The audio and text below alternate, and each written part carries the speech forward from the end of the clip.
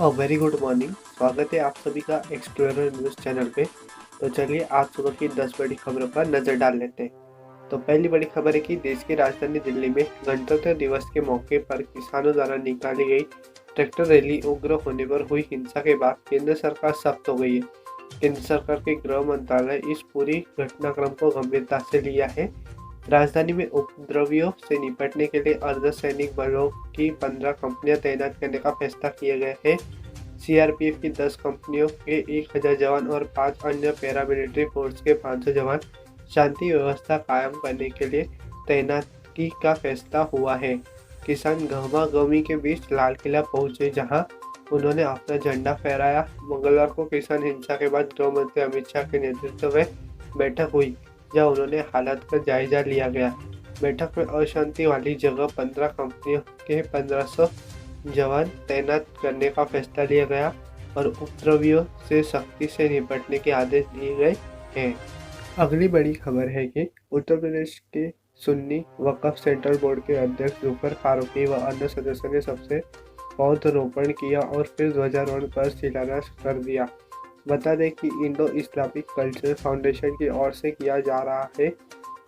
इसके लिए सोमवार को मिट्टी की जांच करने का काम शुरू हो गया। दोपहर बाद पहुंची गुंजन सॉइल कंपनी द्वारा निर्धारित 5 एकड़ में 3 स्थानों पर सॉइल टेस्टिंग के लिए स्थान चिन्हित किया गया है। इसमें एक स्थान से मिट्टी निकाली गई है, साथ ही अन्य 2 स्थानों से मिट्टी निकाली जाएगी। यह काम 3 दिन तक चलेगा। सुप्रीम कोर्ट के फैसले से अयोध्या के धनीपुर के 5 एकड़ भूमि पर इंडो इस्लामिक कल्चर फाउंडेशन की ओर से मस्जिद समेत हॉस्पिटल व कल्चरल कॉम्प्लेक्स की स्थापना की जा रही है। इन सभी के निर्माण की तैयारी फाउंडेशन ने शुरू कर दी है। इंडो इस्लामिक कल्चर ने नींव की खुदाई से पहले मिट्टी का परीक्षण कराने का निर्णय लिया है। इसकी जिम्मेदारी गुंजन स्क्वायर कंपनी को दी गई है। सोमवार को दोपहर बाद गुंजन स्क्वायर कंपनी धन्नीपुर के 5 एकड़ भूमि पर पहुंचकर 3 स्थानों को चिन्हित किया है। तीनों स्थानों से अलग अलग मिट्टी ली जाएगी। इसमें एक स्थान से सोमवार को मिट्टी ली गई है, शेष अन्य स्थानों से आज यानी मंगलवार को मिट्टी ली जाएगी। यह कार्य 3 दिन तक चलेगा।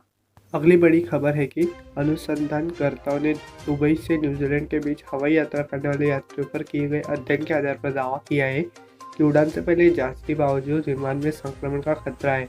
Journal of emergency infection disease में प्रकाशित अनुसंधान पत्र के मुताबिक गत वर्ष 29 सितंबर को संयुक्त अरब अमीरात के दुबई से न्यूजीलैंड आए 86 यात्रियों का अध्ययन किया गया, जिनमें से 7 कोरोना वायरस से संक्रमित मिले।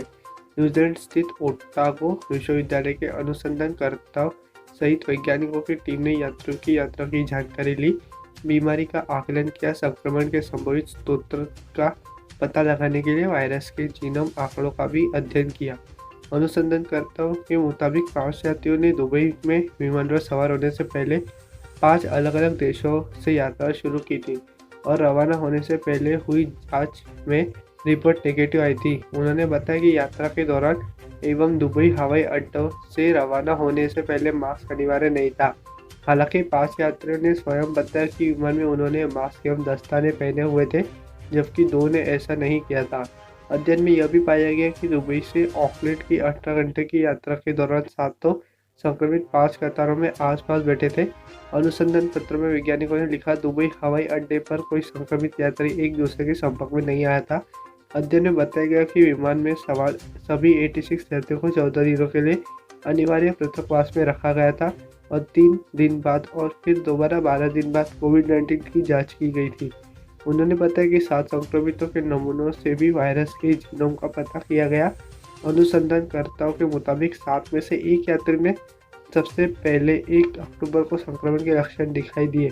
उसका कहना था कि उड़ान के दौरान वह संक्रमित हुआ, जबकि दूसरा संक्रमित इसका सह यात्री था। उन्हें तीसरे संक्रमित में लक्षण नहीं मिले, जबकि 3 अन्य यात्री भी सामान्य रूप विमान में संक्रमण के शिकार हुए।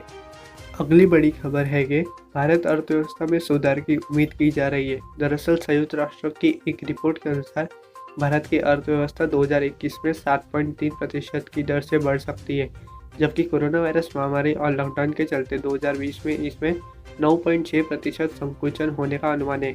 संयुक्त राष्ट्र के आर्थिक और सामाजिक मामलों के विभाग की रिपोर्ट विश्व आर्थिक स्थिति और संभावनाओं 2021 में कहा गया है कि वैश्विक अर्थव्यवस्था 2020 में महामारी के चलते शताब्दी के सबसे बड़े संकट से प्रभावित हुई। रिपोर्ट में कहा गया है कि भारत की आर्थिक वृद्धि 2021 में 7.3% रहने का अनुमान है। वहीं दूसरे ओर फिक्की के आर्थिक आउटलुक सर्वेक्षण के निरंतर दौर के अनुसार 2020-21 में भारत के सकल घरेलू उत्पाद जीडीपी में 8% की वृद्धि की संभावना है। उद्योग निकाय द्वारा वार्षिक औसत विकास पूर्वानुमान उद्योग, बैंकिंग और वित्तीय सेवा क्षेत्र का प्रतिनिधित्व करने वाले प्रमुख अर्थशास्त्रियों की प्रतिक्रियाओं पर आधारित है। सर्वेक्षण जनवरी में आयोजित किया गया था। कृषि और संबद्ध गतिविधियों के लिए माध्यम विकास पूर्वानुमान 2020-21 के लिए 3.5% आंका गया है। फिक्की के सर्वेक्षण के निष्कर्षों में कहा गया है कि कृषि क्षेत्र ने महामारी के कारण महत्वपूर्ण लचीलापन प्रदर्शित किया है। उच्च रबी एकरेज, अच्छे मानसून, उच्च जलाशय के स्तर और ट्रैक्टर की बिक्री में मजबूत वृद्धि से क्षेत्र में उछाल जारी है। हालांकि उद्योग और सेवा क्षेत्र जो महामारी से प्रेरित आर्थिक गिरावट के कारण सबसे अधिक प्रभावित थे, वो 2020-21 के दौरान क्रमशः 10% और 9.2% तक अनुबंधित होने की उम्मीद है। अगली बड़ी खबर है कि केंद्रीय स्वास्थ्य मंत्रालय ने कहा है कि कोविड-19 से बचाव के लिए मंगलवार तक देश में 20 लाख से ज़्यादा स्वास्थ्य कर्मियों का टीकाकरण हो चुका है। मंत्रालय ने कहा कि राष्ट्रव्यापी टीकाकरण के 11वें दिन 5 राज्यों में 194 सत्रों में शाम 7 बजे तक 5,615 लोगों का टीकाकरण हुआ। इनमें तमिलनाडु में 4,926, कर्नाटक में 429, राजस्थान में 216, तेलंगाना में 35 और आंध्र प्रदेश में 9 लोगों का टीकाकरण हुआ। मंत्रालय ने एक बयान में कहा, कोविड-19 से बचाव के लिए अब तक कुल मिलाकर 20.29 लाख से ज़्यादा स्वास्थ्य कर्मियों का टीकाकरण हो चुका है। अस्थायी रिपोर्ट के मुताबिक कुल 20,29,424 लोगों को टीका की खुराक दी गई। मंत्रालय ने कहा कि गणतंत्र दिवस के कारण मंगलवार को राज्यों में टीकाकरण के लिए सीमित सत्र का आयोजन किया गया। मंत्रालय के आंकड़ों के मुताबिक देश में अब तक सबसे ज़्यादा कर्नाटक में 2,31,601 लोगों का टीकाकरण हुआ है। ओडिशा में 1,77,090, राजस्थान में 1,61,332 और महाराष्ट्र में 1,36,901 लोगों को टीके की खुराक दी गई है। अगली बड़ी खबर है कि अब से ट्रेन में ज़्यादा सामान लेकर सफ़र करने वाले यात्रियों को बिल्कुल भी परेशान नहीं होना पड़ेगा। इंडियन रेलवे ने ज़्यादा सामान लेकर चलने वाले यात्रियों के लिए एक खास योजना की शुरुआत की है। रेलवे ने बुक बैगेज के साथ मिलकर यात्रियों के लिए ऐप आधारित डिलीवरी सेवा शुरू की है। यानी अगर आप चाहें तो अब रेलवे आपको घर से सामान मंगवा कर उसको सैनिटाइज करके पैक करके आपकी वर्थ तक पहुंचा देगा। यानी आपको अपने घर से वर्थ तक सामान लेकर आने की टेंशन करने की ज़रूरत नहीं है। इसके अलावा ट्रेन के गंतव्य स्टेशन पर पहुंचने के बाद उनकी बर्थ से ही सामान उठाकर उनके घर तक पहुंचा दिया जाएगा। हालांकि इस सुविधा का लाभ लेने के लिए यात्रियों को प्रति बैग 125 रुपये चुकाने होंगे। बैग के ट्रांसपोर्टेशन से लेकर कुली तक का खर्च रेलवे वहन करेगी। इसके लिए आपको कोई चार्ज देने की ज़रूरत नहीं है। रेलवे विभाग ने इस सेवा को एक विशेष ऐप से जोड़ दिया गया है। इस सुविधा से विशेषकर बुजुर्ग यात्रियों को काफ़ी सहूलियत होगी। बता दें आपको, सारे सामान को पहले अल्ट्रावायलेट किरणों से 360 डिग्री तक सैनिटाइज किया जाएगा। इसके बाद में इसकी पैकिंग की जाएगी जिससे आपके सामान को कोई नुकसान ना हो। इसके अलावा यात्री ऐप की मदद से अपने सामान की GPS ट्रैकिंग भी कर सकते हैं। बता दें यात्रियों का सामान पूरी तरह से बीमित होगा। बुकबेस के ऐप को मोबाइल में डाउनलोड करके आप इस सेवा का फ़ायदा ले सकते हैं। इस ऐप के जरिए आप लगेज की बुकिंग कर सकते हैं। आपको बता दें, अगर आप लगेज होम डिलीवरी की बुकिंग करा रहे हैं तो ट्रेन छूटने के 3 घंटे पहले आपका सामान रेलवे की ओर से ले जाया जाएगा। इसके अलावा ट्रेन के छूटने के 15 मिनट पहले यात्री की बर्थ पर सामान पहुंचा दिया जाएगा। इसी तरह ट्रेन के गंतव्य स्टेशन पहुंचने के 3 घंटे बाद उनका सामान घर पहुंच जाएगा। यात्री को एक बैग के लिए एक तरफ से 125 रुपये चुकाने होंगे। गंतव्य स्टेशन पर बर्थ से घर तक पहुँचने के लिए अलग से 125 रुपये देने होंगे। अगली बड़ी खबर है कि सरकार प्रदूषण पर लगाम लगाने तथा पर्यावरण की रक्षा करने के लिए शीघ्र ही पुराने वाहनों पर हरित कर लगाने की तैयारी में है। केंद्रीय सड़क परिवहन एवं राजमार्ग मंत्रालय ने सोमवार को इसकी जानकारी दी। मंत्रालय ने एक बयान में कहा कि स्ट्रांड, हाइब्रिड, इलेक्ट्रिक वाहनों तथा CNG, इथेनॉल व LPG जैसे वैकल्पिक ईंधनों पर चलने वाले वाहनों को इस कर के दायरे से बाहर रखा जाएगा। अन्य वाहनों से होने वाली कर वसूली का इस्तेमाल प्रदूषण कम करने में किया जाएगा। मंत्रालय ने कहा केंद्रीय सड़क परिवहन एवं राजमार्ग मंत्री नितिन गडकरी ने प्रदूषण फैला रहे पुराने वाहनों पर हरित कर लगाने के प्रस्ताव को मंजूरी दे दी है। मंत्रालय ने कहा कि इसे अंतिम रूप से अधिसूचित करने से पहले राज्यों के पास परामर्श के लिए भेजा जाएगा।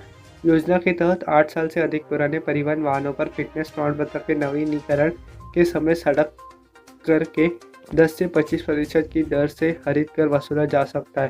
बयान में कहा 15 साल के बाद पंजीयन प्रमाण पत्र के नवीनीकरण के समय व्यक्तिगत वाहनों पर हरित कर वसूला जाएगा।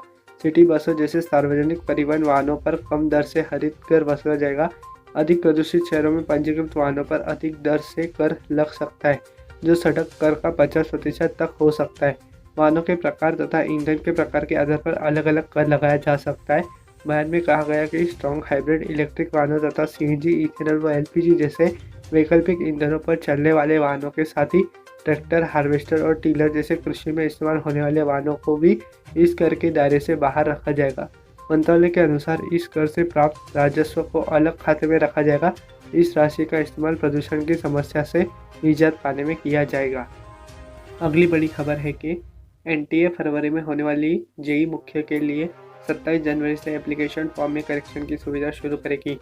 जो उम्मीदवार उनके द्वारा प्रदान की गई जानकारी में परिवर्तन करना चाहते हैं, वे अपने क्रेडेंशियल्स की मदद से आधिकारिक वेबसाइट jee-main.nta.nic.in पर लॉगिन करके जेईई मेन 2021 परीक्षा के आवेदन पत्र में बदलाव कर सकेंगे।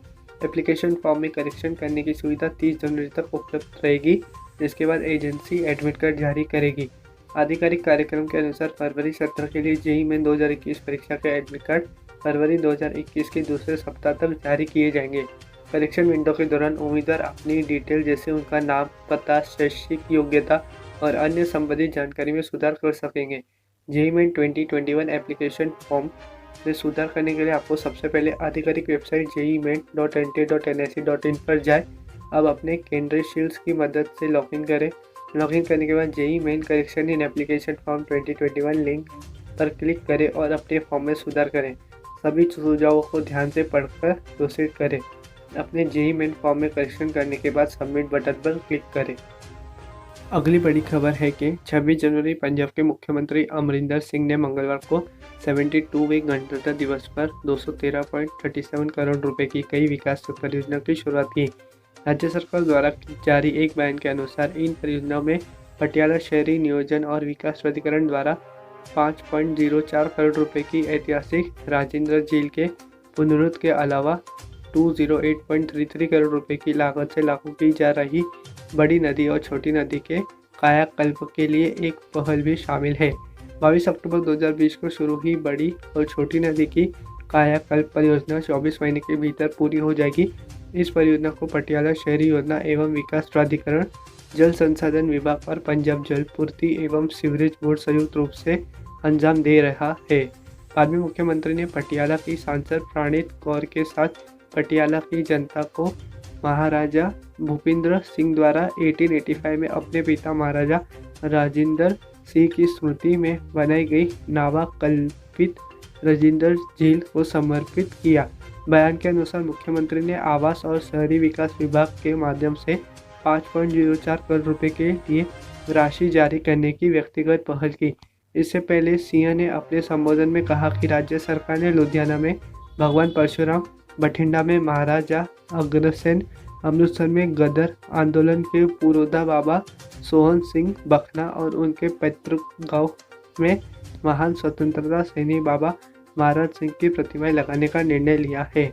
उन्होंने कहा कि घर घर रोजगार के कारोबार मिशन के तहत मार्च 2017 से अब तक लगभग 17 लाख युवाओं को सुविधा दी गई है और अब राज्य सरकार ने चालू वर्ष के दौरान 10 लाख और युवाओं को नौकरी के लिए सुविधा देने का लक्ष्य निर्धारित किया है, जिसमें 1 लाख सरकारी नौकरियां और 3 लाख निजी नौकरियां शामिल है। 72वें गणतंत्र दिवस पर मुख्यमंत्री ने कोविड-19 संकट के दौरान असाधारण सेवा प्रदान करने के लिए 24 डॉक्टरों और स्वास्थ्य कर्मियों को सम्मानित करने के अलावा 6 पुलिस कर्मियों को उनकी विशिष्ट सेवाओं के लिए सम्मानित भी किया। अगली बड़ी खबर है कि वैक्सीन महामारी से सुरक्षा के साथ ही वैश्विक वर्चस्व का हथियार भी बन गया है। भारत इस मोर्चे पर अन्य देशों से आगे निकल गया।